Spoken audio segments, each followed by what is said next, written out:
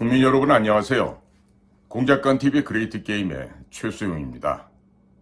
오늘은 국민 여러분들께 우리나라 말뜻을 한 가지 알려드리고자 이 방송을 하게 됩니다. 다름이 아니라 국민 여러분, 흡수라고 하면 그 흡수라는 말이 무슨 말인지 아시죠? 흡수. 물을 흡수했다. 아이들 기저귀에 소변이 잘 흡수됐다 안 됐다 이렇게 얘기할 때 쓰는 단어가 흡수인데요. 북에서 이 흡수라는 말을 쓰는 우리 남쪽에 대상자들이 있어요.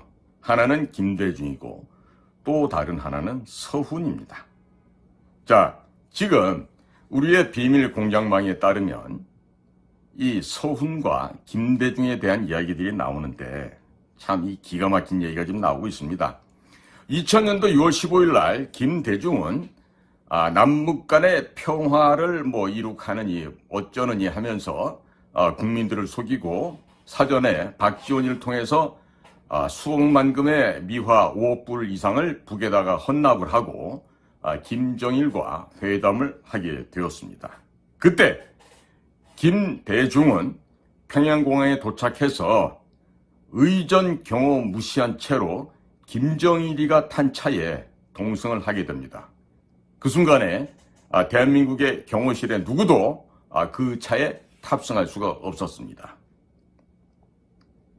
그런데 그 차량 안에서 김대중이 기가 막힌 이야기를 했다는 게 이제서야 역사적인 증언을 통해서 흘러나오고 있습니다.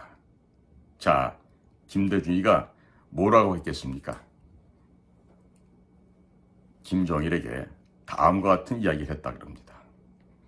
김일성 수령께서 주장해 오신 낮은 단계의 고려 인민연방제를 남한에서 내가 반드시 실현을 하겠습니다. 그러니 이러한 나의 마음을 내 뜻을 받아주실 수가 있겠습니까? 그리고 이후에 북조선에 가서 살 수 있도록 조건을 마련해 주시면 고맙겠습니다. 이렇게 김대중이 김정일에게 말을 했고 이에 대한 답변으로 김정일은 아래와 같이 답변했다 그럽니다. 북조선에 와서 살게 하는 것은 내가 마련해 주는 것이 아니라 우리 북조선 인민들이 김대중 선생에게 마련해 줄 것이요. 참, 일국의 대통령의 신분을 가진 자가 평양을 방문해서 첫 번째 말, 그것도 우리 비서진들이나 경호실 직원들을 배제한 채 김정일과 같은 차량에 탑승해서 이런 말을 했다 그럽니다. 지금 제가 하는 얘기는요, 제가 소설로 꾸며서 드리는 이야기가 아니라 북한 내부 심층 지역에서 민감한 출처로부터 지금 입수된 거라서 국민 여러분들께 알려드리는 것입니다.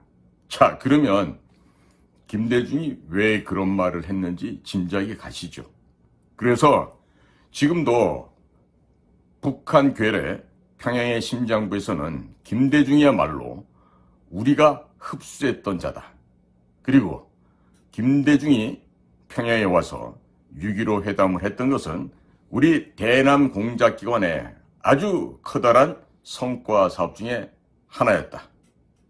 해서 김대중은 우리가 흡수했던 자로 그가 우리 북에 흡수됨으로 말미암아 그와 같이 김정일과 남북 정상회담을 할 수 있었다라고 누가 얘기한다? 북한 괴뢰의 심장부에 있는 북측 요원들이 하고 있는 이야기입니다. 이들이 말할 때 흡수라는 이야기는요, 북에 평양에 충성맹세 서양문을 작성한 그런 자들에 대해서 흡수하였다고 이야기하는 것이죠. 즉 서훈도 마찬가지로 1998년도에서 2000년도 2년 정도 함경도 심포에 있었던 캐도라고 하는 경수로 개발사업 지역에 가서 한국 대표단장 자격으로 파견 근무를 한 자였습니다. 서훈이 이 심포 지역에 체류하는 2년 동안에 북측에서는 모종의 특수한 방법을 활용해서 서훈을 구워 삶았다는 얘기입니다. 그래서 서훈에 대해서도 북에서 현재 나오는 이야기가 서훈은 우리가 흡수한 자이다. 서훈은 우리 북에서 흡수한 자다. 이 말은 마찬가지로 김대중과 마찬가지로 북에 충성맹세 서약서를 작성한 그러한 수준에 도달한 자들에 대한 이야기를 하는 것입니다. 그러면 북에 충성맹세 서약서를 어떻게 하면 작성할 수 있겠습니까? 다른 것도 아니고 대한민국 정보기관에서 파견된 자가 왜 그러한 충성맹세 서약서를 쓸 수밖에 없는 것입니까? 불문가지입니다. 묻지 않아도 알 수 있는 이야기죠. 즉 북에서 만들어 놓은 함정에 빠졌을 것이고 그 함정에 완벽하게 포획되어서 북이 요청하는 대로 움직였던 거죠. 그러면 북은 이 흡수했던 사람들이 김대중과 서훈만 있었을까요? 임동원 전 통일부 장관, 이후에 김대중 시절에 국가정보원장도 한 사람이죠. 임동원에 대해서도 마찬가지 이야기를 하고 있고, 또 문재인에 대해서도 문재인은 우리가 흡수한 자다, 이런 이야기를 평가를 하고 있습니다. 문재인 본가는 함경남도 함경시 흥남구역이었다고 합니다.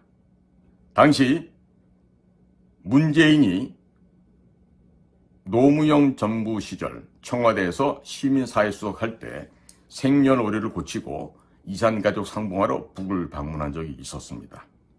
당시에 북에서는 접촉시켜줬던 그 여인네가 바로 문재인을 낳아준 생모였다라고 북 내부로부터 지금 진술이 나오고 있습니다. 이 굉장히 의미가 있는 이야기인데, 그래서 북에서는 문재인이야말로 우리가 흡수한 또 다른 인자 중에 한 명이다 라고 하면서 문재인을 흡수했던 까닭은 김대중과 마찬가지로 경제적인 돈을 갈취하기 위해서 우리가 그 자를 그러한 식으로 엮어 넣었다라고 북 내부에서 지금 언급을 하고 있다는 겁니다. 자, 그러니 국민 여러분들 생각해 보십시오.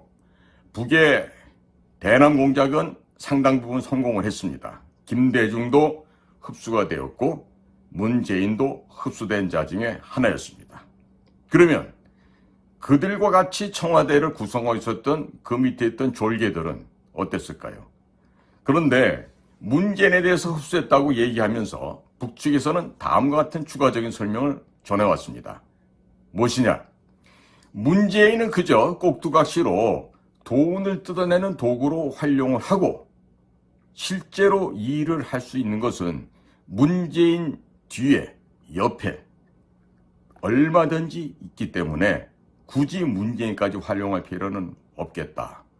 완전히 바지 사장으로 세워놓고 실질적인 이득은 림종석 동무 같은 자들, 또 청와대 비서진으로 들어가 있던 그 386 주사파 학생운동 출신의 종북 공산주의자들에 의해서 충분하게 아주 신나게 대한민국을 말아먹었던 것이었습니다. 국민 여러분, 이와 같은 끔찍한 일을 우리는 지난 5년간 겪어왔고 국민들이 인지하지도 못하게끔 저들은 그와 같은 비밀스러운 행동을 벌여왔던 것이죠. 자, 이제 우리 국민 여러분들께서 좀 다르게 각성이 좀 되셔야 되겠죠. 지금 제가 전해드린 거는 제가 뇌피셜로 하는 얘기가 아닙니다. 평양 내부에서 우리의 주요한 첩보망을 통해서 지금 나온 얘기를 제가 대신해서 전달해 드리는 거예요. 그러니 이제 국민 여러분, 김대중과 문재인에 대한 실체를 이제 조금씩 아셔야 되겠습니다. 그리고 올바른 생각, 그리고 바른 마음, 바른 생각을 통해서 어떻게 하면 이 나라가, 이 사회가 더 발전할 수 있을지를 우리 다 같이 고민해 보도록 하죠. 오늘도 저희 공작관 TV를 경청해 주신 모든 국민 여러분, 또 해외 동포 여러분들께 감사를 드립니다. 날씨가 계속해서 춥습니다. 감기 걸리지 마시고 건강 상하신 일 없도록 주의하시기를 부탁드리옵니다. 고맙습니다.